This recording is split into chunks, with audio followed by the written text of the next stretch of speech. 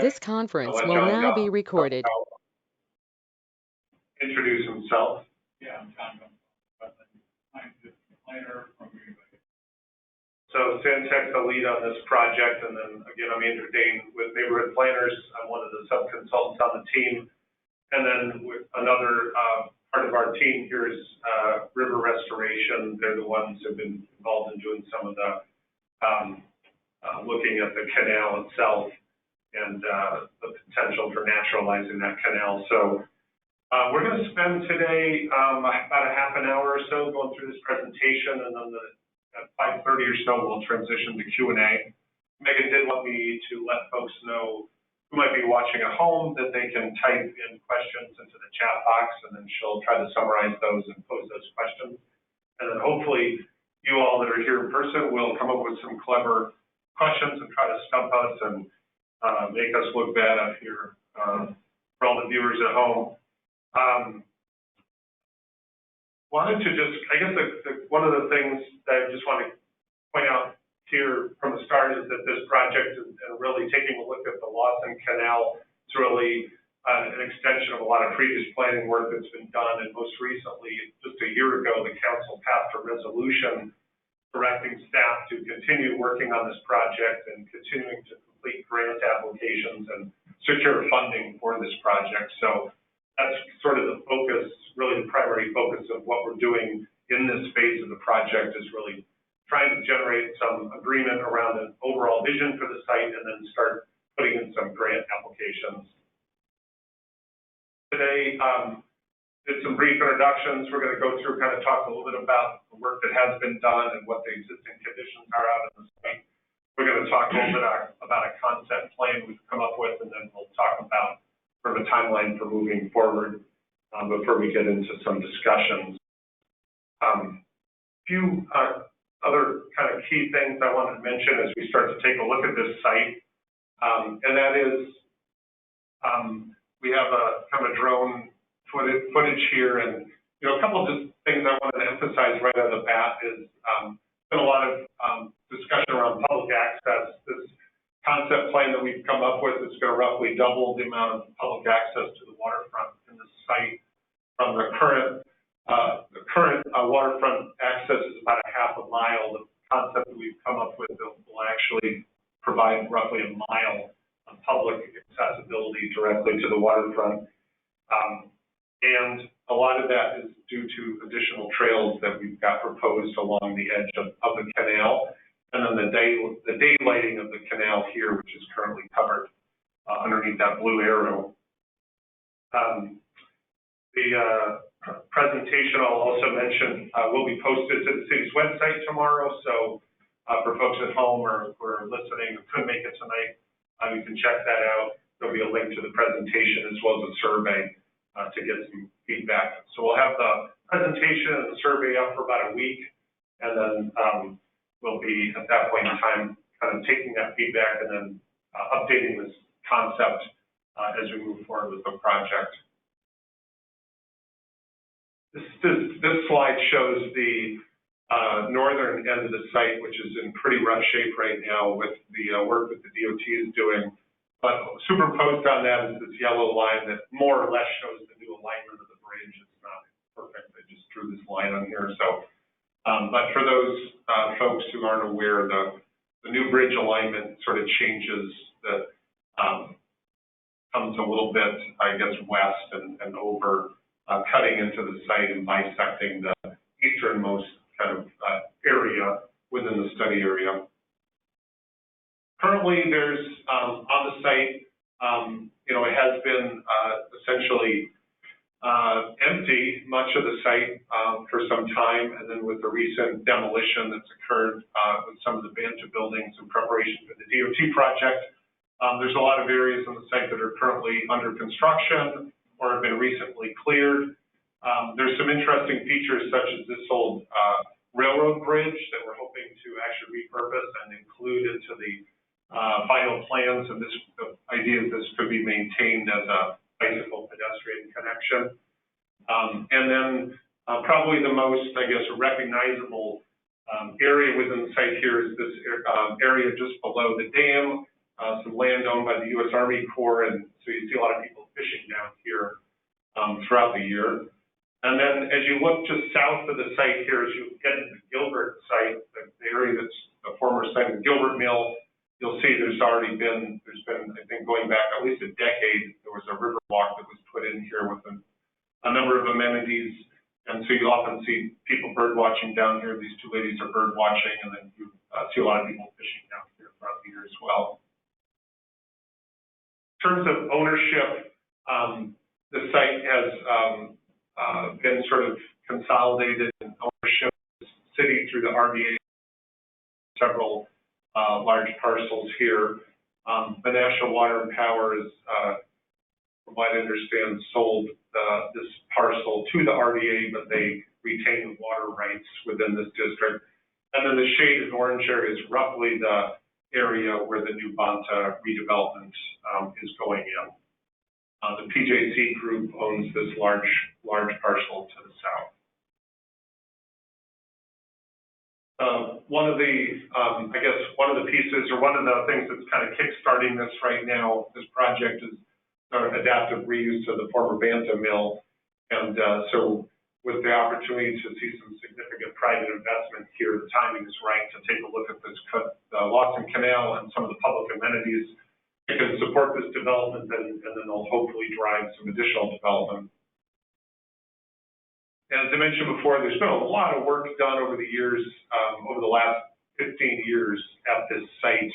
There's been several previous redevelopment concepts put together, both by the city and by some developers. There's been some feasibility studies done. The idea of naturalizing the canal and creating a really special public amenity has been identified in the city's most recent comprehensive outdoor rec plan, as well as multiple Lawson Canal restoration studies. And so there's been a lot of planning work and past work that's gone into this project so far, and the hope is now that we can sort of get over the hump and get something jump-started here with some funding through some grants that we'll talk about in a little bit. More recently, in 2018, I was part of a team that put together an overall downtown vision plan or land use plan for the downtown. And when we did that, when we held several public meetings and got a lot of feedback online, the idea of the area to see down here and what the market we thought would be mostly residential with some commercial use, and really creating that canal as a recreational asset. We talked about potential of a restaurant or potentially some banquet space down here, and then providing internal road network and regional trail connections to improve the access to the site. So this is just a page from from that previous study from a couple years ago, and this is within the study area right now. As you can see, for here, we had envisioned some higher density mixed use, so perhaps something similar to what you see happening up in Appleton at the River Heath development. For those who are familiar with that project under the College Avenue Bridge, something a little higher density. And then we proposed some open space here, some residential through this Banta site, medium density residential, kind of repurposing what's there. So this is some of the previous work and thought that's gone into this site. And looking now at this project and kind of distilling down some of the key themes from the previous work that's been done, came up with several overall goals here, creating a unique public outdoor amenity in the restoration of the canal, supporting and encouraging economic development. And then really one thing we've heard a lot from pretty much everybody is maximizing public access to the waterfront as being a priority. This study that we're doing right now, again, it's really just I think a 3-month study. And this part of the project, 3-month study, what we're really trying to do is identify the preferred concept. So something a little bit still conceptual, but something a little bit more detailed than what we had before. We want to take that to some funders and some different agencies to get their buy-in on that. And then we want to start securing funding for future design and construction, and identifying that cost works as we get into phase 2, which is really, we go from conceptual planning to preliminary engineering, which is phase 2. So part of this study will actually include, we're going to write 3 grants for the city We can talk a little bit about that at the end. Again, some of the guiding principles as we look back to the previous studies were providing that exceptional public access, providing a range of activity and uses that draw people to the area, and then promoting a balanced economic development. The draft concept plan is what you've got shown up in front of you here, and we're going to kind of walk through this. And we've broken it up into some different frameworks. We're taking a look at this concept plan, but essentially, we have, just to hit, I guess, some of the highlights here, there's some major proposed improvements in terms of access, and probably the featured cornerstone of that would be the extension of Oak Street to the north. So currently, Oak Street terminates here at Anna, but with these buildings coming down, the proposal is to extend Oak Street out, making this whole parcel accessible for development and for improvements. We've also proposed a number of trails through the site and the dashed lines. And then we've got identified here 5 different kind of development parcels. So these are areas privately owned or owned by the RDA, and so these are potential development sites. And it doesn't mean that this would be the building footprint or that this would be all buildings. It's just we're trying to identify kind of the envelope in which development could occur. And I think we'll kind of jump into some of these as we go through the next set of slides here. The other probably key element to mention is this dam goby barrier. And John, I was going to see if you wanted to maybe touch on that real quick. Yeah, I can get into the canal itself. If you haven't been there, the canal is a stagnant water body. It's controlled by a dam. So if you look at the Fox River, that area that's covered of the canal, there's a dam there that's holding back water. So there's very low flow that goes through there. So what that results in is a canal that's not really that attractive. So it's not that much of an amenity to what we're trying to do here. So what the goal of the project is to take that dam on the side by the river, and then we still have to create a dam. So we're going to create a dam up where it says dam and goby barrier. And that's where the new control is going to be of the water coming through this area. So basically changing that stagnant water area to a free-flowing river system, which is kind of what it was way back when, before it was developed. And what are the benefits of that? Well, we can improve recreation, we can improve habitat in the water. It just makes it a better aesthetic amenity to the site. Just for background, we've been working on this project for a while, and 3 years ago we had a meeting with DNR and kind of talked about the project and tried to get buy-in from the regulatory agencies. There's been a fair amount of dialogue with the DNR and the Corps of Engineers already. And one of the things that came up was, about that time, the gobies were found in the Little Lake Dunamore. So that's where we're talking about the goby barrier. That's where the goby barrier comes into play right now. In order to allow water to transmit water through this canal, we've got to restrict gobies from going into Lake Winnebago. So we've designed a goby barrier basically as an increased flow area that gobies can't swim. They're not strong swimmers. So that's really what's happening up there. And through those conversations with the DNR, they all seemed excited about the project. There's steps we have to go through, but everyone seems positive, and that we got a good affirmative that they felt the project could be permitted. So I think those are some of the key elements. We'll drill down into these pieces as we go through here. So kind of chop this up into 4 different pieces: the naturalization of the canal, mobility improvements, how do people get around and access the site. The public realm is really kind of the canal, and then how does it welcome people in, and that's really, in some sense, kind of the focus of this phase of the study. And then that development framework, what do the development sites look like? So when we kind of zoom into this canal area, what you can kind of see is that we're proposing there will be some trees, some vegetation along here. One of the things that John hit on, which I think is kind of important to remember, these are little areas here where you've got riffles being created in pools. So these would be like miniature little waterfalls or rapids in here all the way down. So that's going to create, obviously, you get more oxygen coming in. You get much better water quality, more oxygenated water. So it's going to have not only the recreational benefits, but also have some environmental wildlife benefits too for fishing, in particular, and some aquatic species as well. The existing, kind of walk you through some of these sections that you might have seen in the posters when you walked in, but this is obviously kind of a drone perspective looking at the Bonta Path to Breeze project. The proposal here is developers going to be turning this into market rate apartments. Several of those this addition here, I believe, is coming off, and this will be re-facaded, and so there'll be several apartments that will essentially have little patios and walkouts here.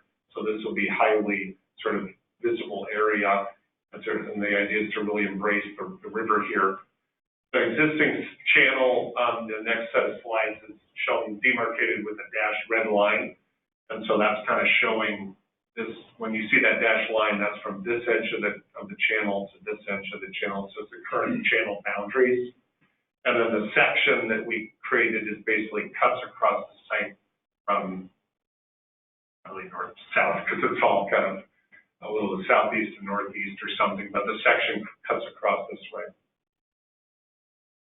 So there's three different sections that we came up with. There's an urban section, which is a little bit more urbanized, so something that you might feel and look a little bit more urban. And that all of these sections that you're going to see have some common elements to them. They all have a 10-foot multi-use trail on this side of the canal. They all have a 15-foot wide river walk on this side. And this canal naturalization is also occurring within this existing canal footprint. So you'll kind of notice, somebody pointed out to me, John, that we've got some fish in here, but they're actually bigger than this kayakers. We're anticipating some really good fishing in here, I guess, or some really small kayakers, or some combination of the two. So this is the urban section, and again, the Bonta would be over here. One of the thoughts here on this urban section is we may be able to drop this elevation down a little bit with a little vegetative buffer, so that folks that might have a little outdoor patio space here, as pedestrians and people are walking by, that there's a little sense of enclosure there. There's a little from the public realm to sort of semi-public to private. And also we would be adding in rocks and boulders as stepping stones, so that there would be, potential kind of touch the water opportunities. So if somebody's walking through here, there's potentially, an opportunity to walk down to the water on a rock. And then similar on this other side, what we're kind of showing here is you might also have an opportunity to do a river walk and maybe drop this down a little bit closer to the water, so you could potentially have a couple different, a trail up here maybe that's a little wider for bikes, and potentially another trail down here, connection rail of the water. And then this naturalized section, I can maybe, let John kind of jump in a little bit on this, but the naturalized section is just a little more natural. Yeah, this was the original concept. It was ahead of all the redevelopment plans that were proposed here, so now we're kind of proposing some hybrids to mix and match in different sections. But this naturalized section as well, makes it more vegetated, more green space. So really just planting native vegetation along the shoreline, that's one section that could happen in an area.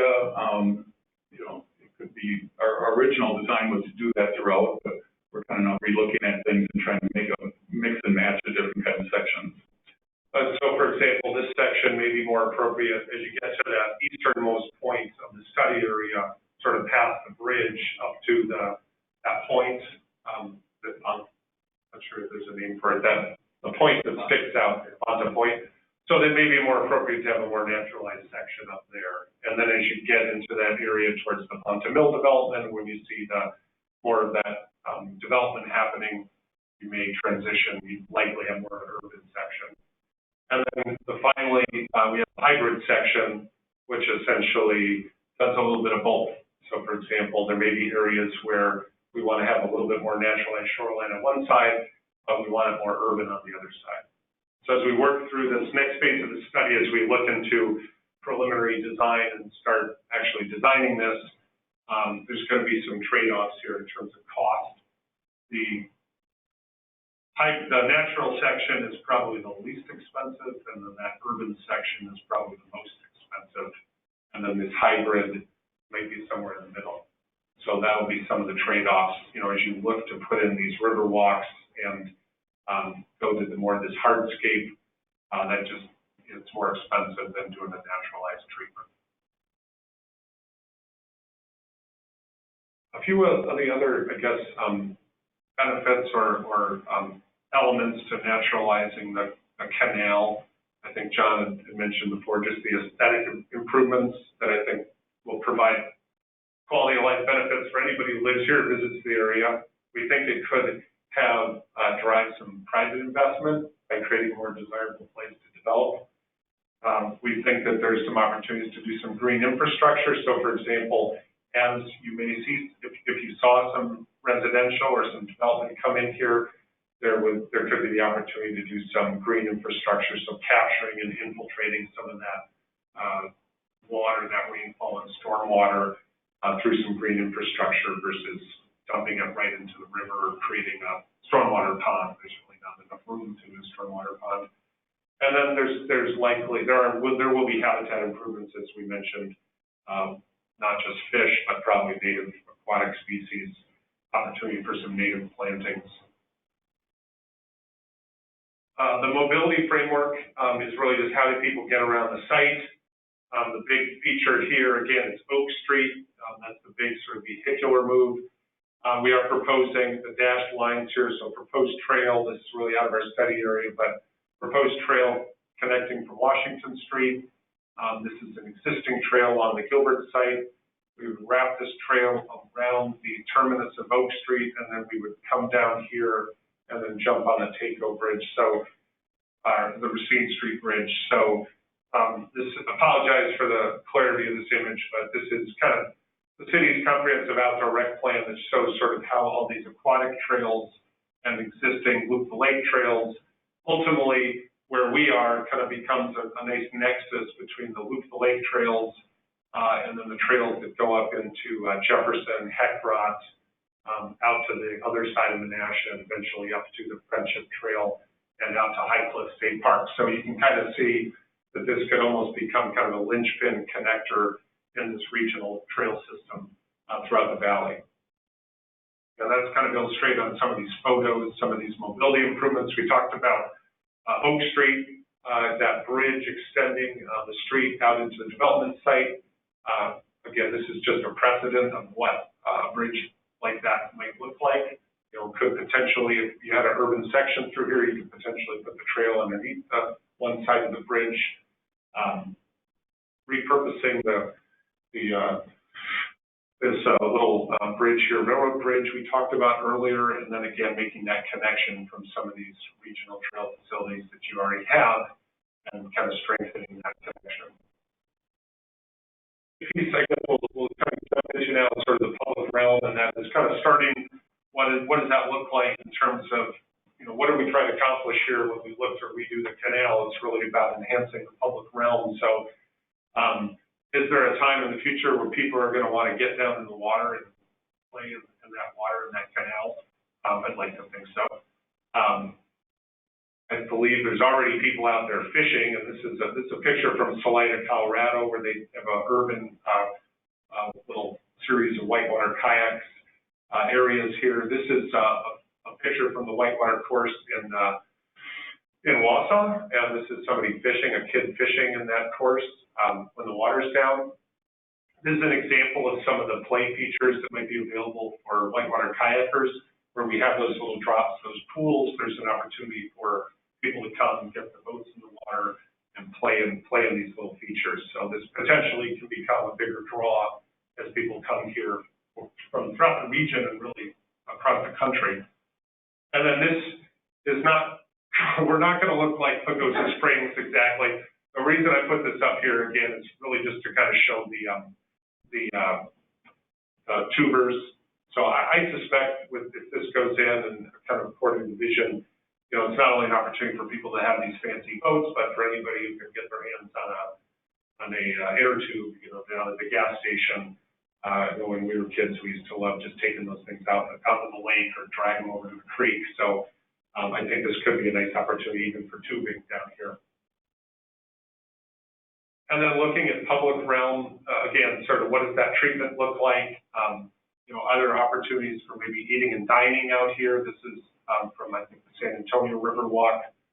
This is a project where River Restoration did a similar project, and this is an example, I think, from Colorado.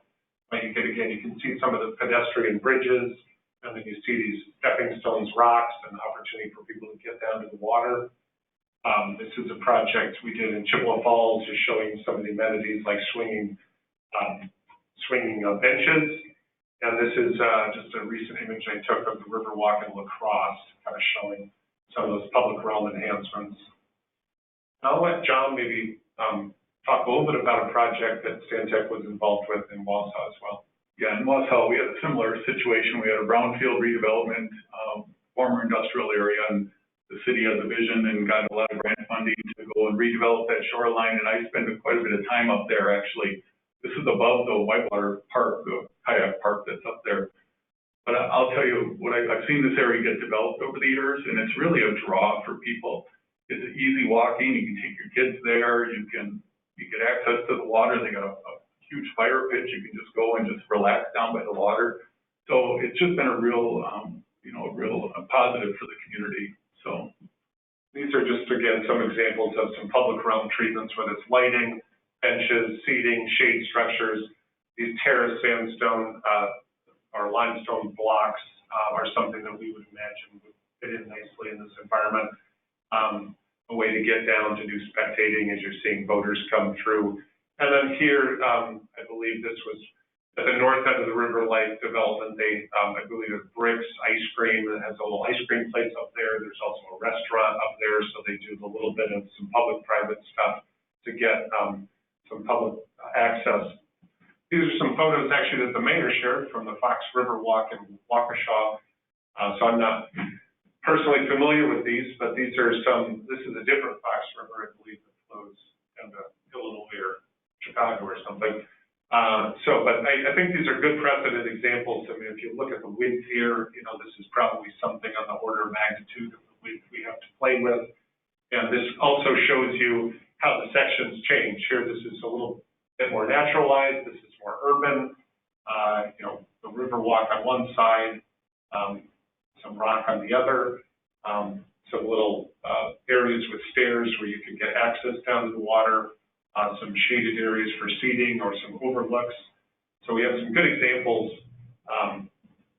in the region to take a look at. And then finally, the development framework, kind of looking long-term here, and just from what I understand, the phase one here and talking to the developers through this process, if all goes according to plan, they might have occupancy into this building of the Banta by first quarter of next year, say a year from now. And then there's an opportunity to do a second phase across Oak Street. So it might take, by the time you get this canal put in and Oak Street put in, you know, if there was future development out here, it might be future phases, could be out a few years. But really, I thought the comprehensive outdoor rec plan that the city did a nice job of stating the restoration of the canal will draw people to the downtown area and spur redevelopment in the South Shore. So it's really an opportunity to not just get that redevelopment on the South Shore, but also bring people into the downtown and support a more thriving downtown and city overall. Well, getting into some of these development sites, you know, just want to point out, you know, as we look at kind of floodplain, 100-year floodplain, 500-year floodplain, there's obviously environmental factors at play. And so again, this is a conceptual plan. We didn't actually get in here and engineer or design anything. We know that there's environmental boundaries you have to work with when you're working in these sites. And as you look at this, obviously, you know, some of these areas are a little narrower, some of them are a little fatter. So it's not, you know, the development opportunities will be a little bit different depending on the width. This was a little study that I worked on last year for a kayak course in the city of Wausau, a little bit south of River Life, where Stantec did some work. But I just showed this as just an example. We were looking at this area, looking to the future. Right now, there's surface parking lots here and some two-story sort of drab city, county-owned buildings. And so we came up, this was kind of a longer vision plan, but the idea was to get a mix of some housing types. So we looked at different housing typologies in here. And then part of their vision was to really dress up the whitewater course with this cable lighting. They want to be able to host events here. They're proposing a pedestrian bridge. And then they came up with this concept of bringing their farmers market down to the water and creating some farmers market stalls in here. So different site, a little bit bigger area. This whole site's 30 acres. We're dealing with half that maybe. But just some examples of some different treatments that we've looked at recently. And then some other real life development that we visited here recently, the landing in Appleton on the Fox Locks. And this is our Fox Canal. This is the canal right here.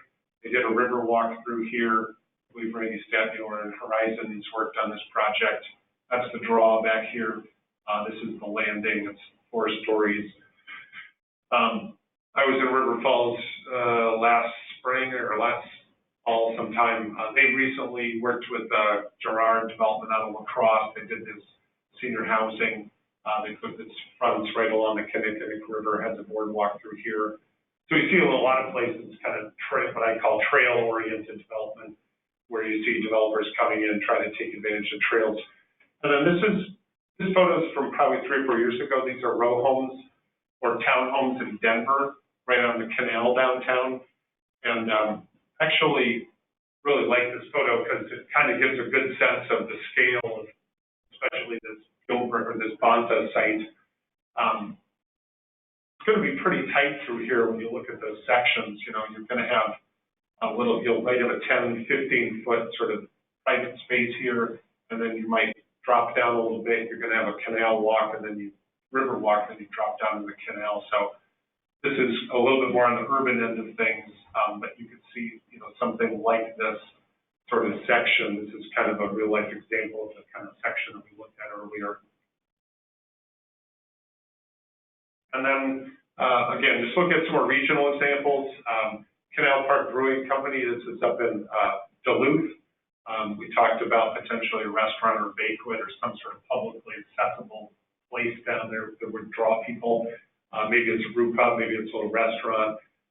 This is Fratello's in Appleton. Again, it's got the outdoor seating right below the dam. And you see people fishing down here as well as eating and drinking all the time.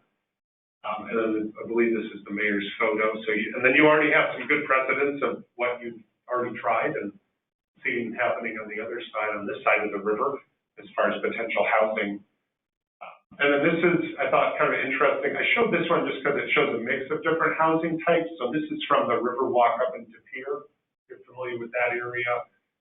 This is actually the canal going through here. There's a river walk out to the dam. I showed this one just to kind of show some different housing types. They have these like, they're kind of like mansion style apartments. So they look like large single family homes, but they're actually individual apartments or condos. And it's a little bit less denser development. But then on the end down here, they've got some 3-story more like stacked flats. I'm not sure if those are apartments or offices, but so you can kind of see there. I like that example just because it shows some different, you can mix different types, different intensities of development. So just to kind of wrap things up, our next steps are to finalize this concept plan based on some additional public input here. Our plan is to go to council. It's done on April 20th. So clean up this plan, go to council, present this plan to council, and then the next step from there is preparing these grant applications that we'll be working on. And then the timeline, the longer term timeline looking forward is we want to move forward and get this concept plan approved here. First quarter of 2021, secure some major funding commitments here. So over the next year or two, the idea would be to secure some larger grant funds and then go out and try to leverage that with some philanthropic donations. Maybe there's some stimulus money coming down the pipe. So really start securing the major funding commitments, both public and private, and then getting into preliminary engineering this year and next year, and then final design and construction, could potentially start in 2022, 2023. Anything else you want to add, John, before we go to Q&A? Okay, all right. I'm curious, Megan, if anybody out there, no chat, nothing? All right. Well, we're going to rely on folks in the room to pepper us with some. Yeah. Okay. Yeah, if you don't mind, if you do have a question, step up to the mic so we can hear you. Looks like, come on up.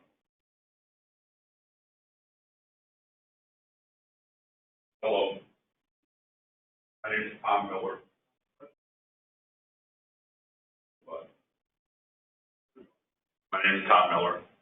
I live at 177 Marina Place. I'm one of the condos that the mayor took a picture of. Oh, okay.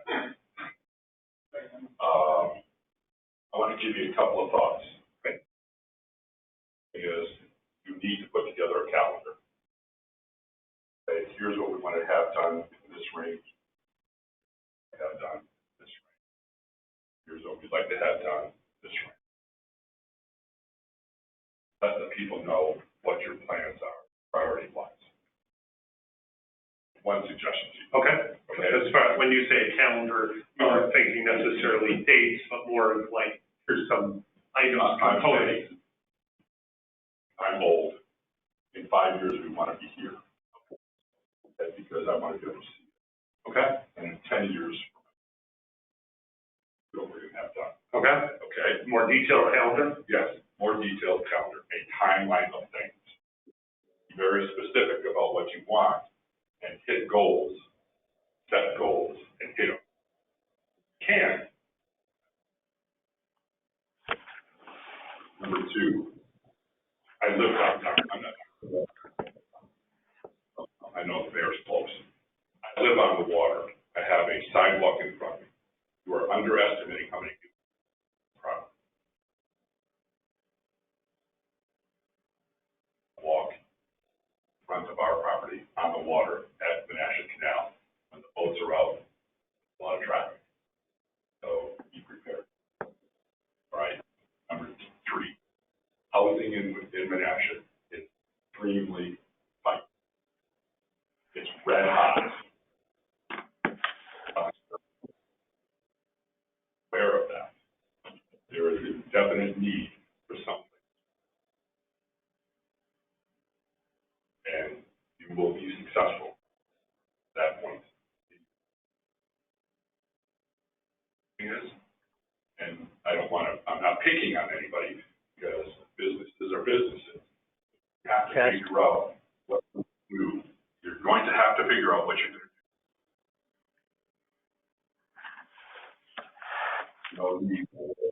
As you found out, Bonda didn't need to be downtown. Gilbert didn't need to be downtown at this day and age. There are empty buildings downtown or ongoing businesses downtown. Blocks your view of the water. You have to figure out what are you going to do with them. It has to be part of your conversation. Wake up. Last thing, what you do with the dam or the Gobi, you're gonna have an area on that Bonta Peninsula. Make sure you have boats able to dock in that area because the people on the boating are going to want to get off there and walk in your property. They're not going to be able to go down your little canal. You're going to have to put up some tie-ups there. Absolutely do that because they're not going to want to go around on the other side. Because some people want to go into the bridge or whatever. But have the tie-ups there because they're going to want to walk there. Wake up. That's it. I also live on the canal, Question that came through the chat is what specific grant opportunities? and want to know. That's a great, actually, I'll let John address that. Yeah, right now we've got 3 grants that we're proposing to submit for. One is the DNR stewardship grant. And because we have a dam on the property, the DNR has a dam, grant for that. And then there's some, trail grants that we're looking to submit for. Another one of our deliverables is a matrix of other grants and funding sources that are available for projects like this. So, we'll take a look at all these other grant opportunities and then come up with a grant strategy moving forward.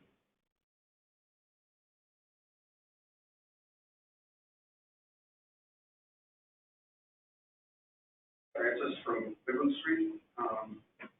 As you're looking at grants, I wonder if you considered or you consider something for hydropower generation. Typically it requires a pretty significant drop, but a lot of things have been done in terms of technology with even floating generators and that sort of thing. If you're looking at doing something for a lowly top, now would be the time to do that, to incorporate that in, and maybe there's opportunity to at least make the lighting of the streetways and walkways and that type of thing energy neutral, Okay. if not better. So even potentially solar powered lighting or incorporating or hydropower, run of river hydro. Okay. Seems to be a natural one. Great.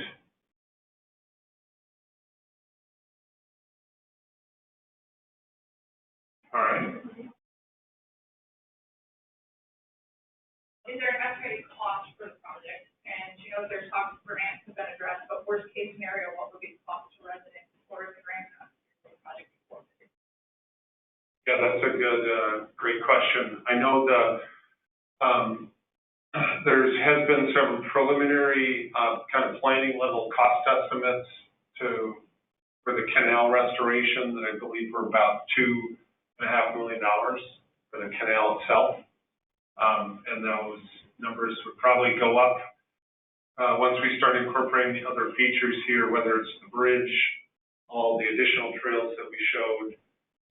So I think that $2.5 million figure is really more restoring that entire canal. I know, again, some of the bigger chunks of grant funding would include stewardship funds. Those can be $500,000 up to $250,000 to $500,000. So part of the strategy would be to go after some of these larger grants, and if you work proactively with the DNR, where you can stage them and you can get approvals to do like 2 or 3 of these in a row, so you can potentially secure a larger grants over a period of 2 to 3 years. So that would probably be one of the more significant ones. Another significant, what we hope it will be a significant source of funding, is through the Greater Fox Cities Community Foundation. They recently had a major donor leave a significant amount of funds to incentivize trail development and environmental type projects across the valley. So we believe that that's also a significant source of funds. I think as we get into this next phase, and again, kind of looking in the second, third, fourth quarter of this year, the next phase, as you get into that preliminary design, is really coming up with those costs and then matching those costs to the grants and the funding that is out there. And then that becomes a little bit more difficult conversation of trying to figure out what you can actually afford to do and making some of those trade-offs. Ultimately, it'll be on the city council really to make a lot of these hard decisions in terms of prioritizing what level of investment they'd like to put into this. And I guess just one final thought is, we were around in whatever it was, 2008, when they had some stimulus come through. Sometimes you get lucky and you just hit, you have a plan and, there's some infrastructure money out there, and we happen to be in one of those periods right now where there could potentially be some money. So if you can spin this project in the right way to match up with some of those stimulus dollars, that, I think that's a kind of golden opportunity for the city as well. Yeah, the only thing I would say, in addition to that, grant money takes time to find and to get that in-house. But what we find is that once you start getting some funders excited about a project, it kind of snowballs a little bit. But I do think some private investment, we need to keep the project moving, and I think, being involved in this project for a number of years, I think, you know, the funding was probably one of the things that held it back a little bit. You know, it just never had the funding support to keep it moving. And I now think with the surrounding development and the plan we've got moving forward, I think, you know, it's time to get this project moving. I guess a couple more thoughts on that because it is important. I think Blue Little Lake is a great model to look at where a lot of private funds were raised. The Blue Locks project with Kekona and Little Chute just was very successful. So I think partnering up with some of the organizations like Fox Cities Greenway and others provides that kind of public-private piece to help catalyze those investments. And then you know, another piece of the funding puzzle too is looking at just from, you know, the city's financing standpoint. Part of the goal here is you create an amenity, you start making some incremental improvements. We've identified some development sites here, so part of the goal or the objective, the strategy is to also then be able to generate additional revenue as private development comes in.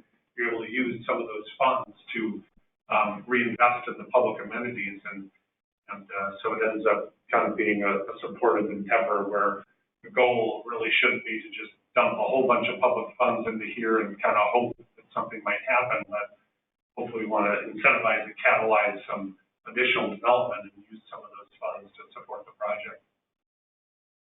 I have a handful of questions from here. So, their statement of the water in the canal statement, saying that the statement is saying it's inaccurate, there's flow throughout the canal. They would like to know how the proposed flow through the canal will compare with the current flow since it will impact our safety on the water. Also, they'd like to know if the flow will be controlled and if so, how.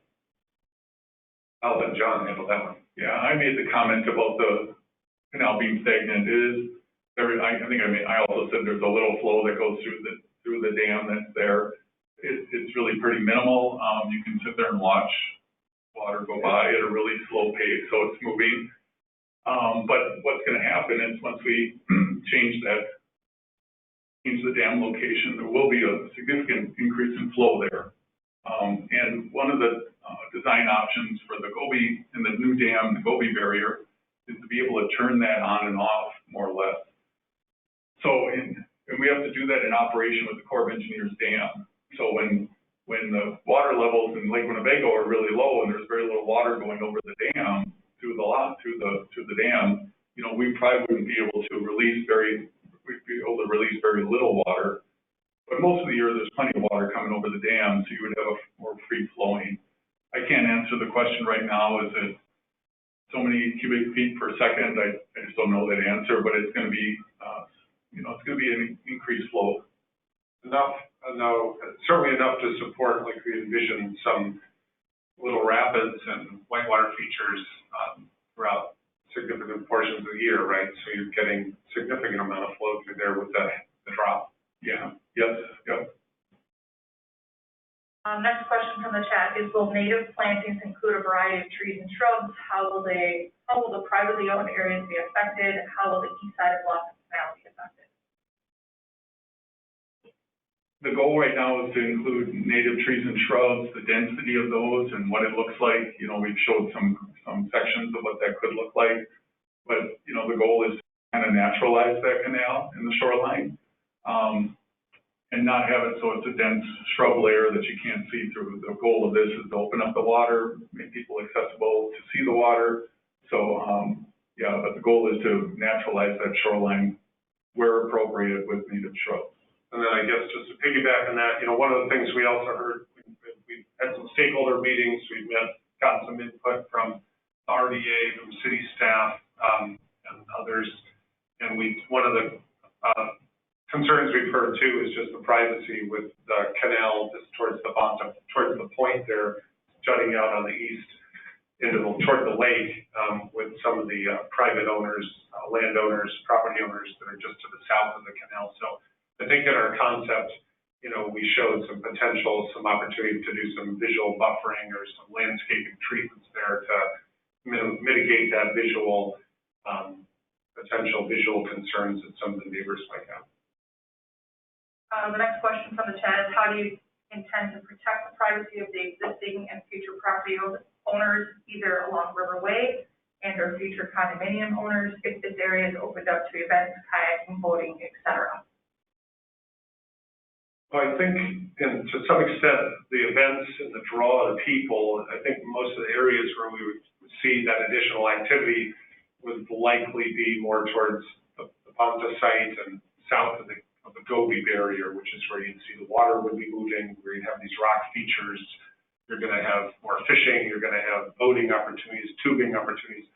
So I think in a sense there, we're kind of starting from scratch because there's nobody that's actually living immediately adjacent to those areas right now.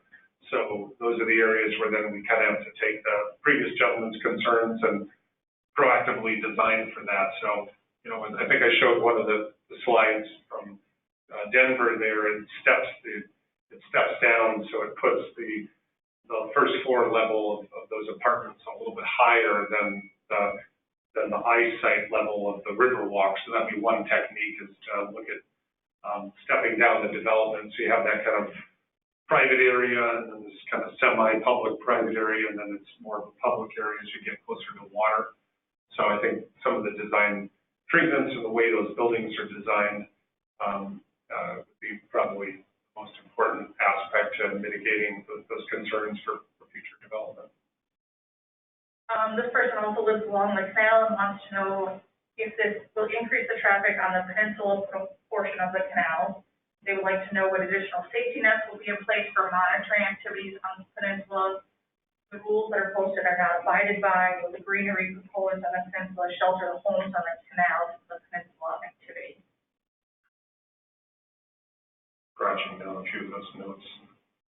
So part of that gets to the privacy. As far as the privacy goes, again, I do think that's something we can look at, you know, in the landscaping plans as we're going forward. So I understand that is a concern along that particular stretch. As far as, you know, policies or what, you know, I don't know, you know, I've been out there, I know it's a somewhat underutilized area. You know, one of the opportunities here, I think, is as you get more people into these areas, there's more sort of eyes on the street, so to speak, and as you get more people out here, hopefully some of that activity that you don't want to have goes elsewhere, because sometimes, you know, people don't want to be doing things that they shouldn't be doing when there's other people around watching. So I'd like to think that as part of this area is opened up and it's formalized and it's made a little bit more attractive and inviting, that some of the uses maybe, you know, I don't know what the concerns are exactly out there, but part of that might go back to how the area is accessed and monitored, you know, through the community safety and other, you know, park programs or the police. The last question on the chat is, are you proposing an electric barrier or simply installing a dam to protect the Lake Winnebago fishing industry? And has this been addressed by fishing groups such as Walleyes for Tomorrow?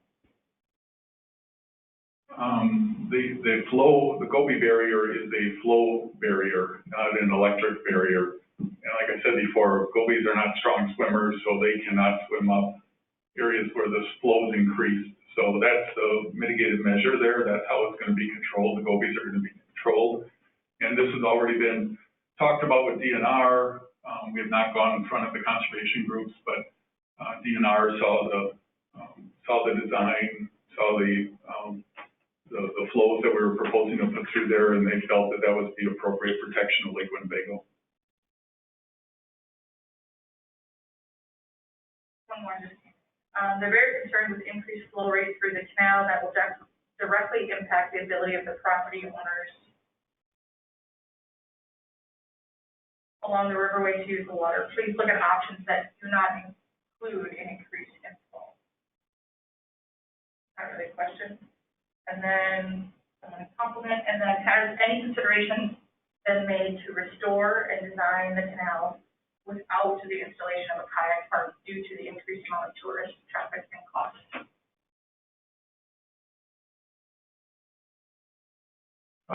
Well, I think part of that is maybe, I guess, ultimately back to the Parks Board, the RDA, the City Council. I guess that from our standpoint, it's a little hard to answer that. Ultimately, I think that's kind of a political question in terms of weighing some alternatives. So I guess one alternative might be, one option, I guess, would be to just do nothing and let it sit out there as it currently is. It kind of a state of disarray. If you go down there now, you'll see some of these sections are just crumbling in, the water is kind of falling apart.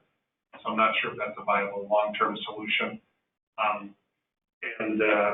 You know, are there opportunities to maybe spend less money there and not get this benefit, perhaps? But I think, you know, I guess my understanding is the city's vision through the previous studies that I mentioned and the resolution that was passed last year, kind of indicating the city's in support of trying to really turn this into a special destination and create that special amenity to enhance the area. That's it. Anybody else in here? Sorry, we went a little bit, oh, it's exactly 6 o'clock. So we're right. Any final thoughts, Sam? Okay. Yep, survey will be available online tomorrow. If you go to the city's homepage, that'll be up for about a week. Love you to take a look at that, answer the questions, provide any feedback through the survey. And thanks everybody for coming out and participating. Have a great night.